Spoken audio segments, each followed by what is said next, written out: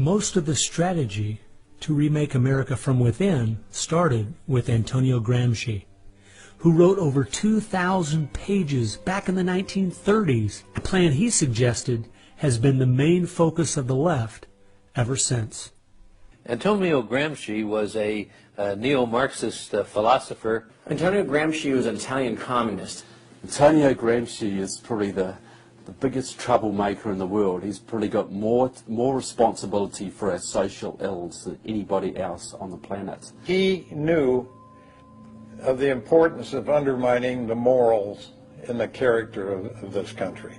Because America had a strong Christian heritage, you had to attack the culture. You had to change the culture. Even to pornography, into areas that most people normally wouldn't accept. He said that we're going to destroy the West by destroying its culture. We're going to infiltrate and we're going to turn their music, their art, and their literature against them. That means that you penetrate the universities, you write the books, the novels, the poetry, the music, the book reviews. And once you control the culture, then you can sort of shape the thought of rising generations. He differed with Marx. Instead of, for example, destroying the church or the other basic institutions, he said infiltrate them and use them to change the culture.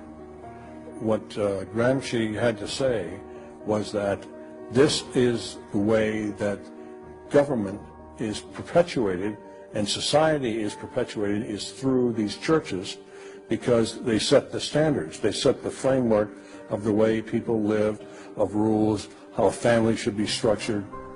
He didn't want a revolution on the streets that would be overturned by the police the next day.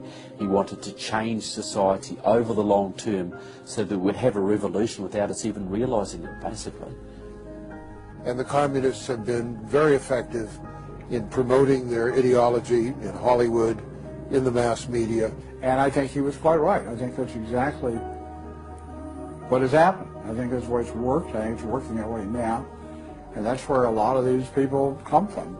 And that's been the big success story of communism in the last 50 years. It's the professors, it's the educationalists, it's the journalists. They are the shock troops, the Gramscian shock troops of the future.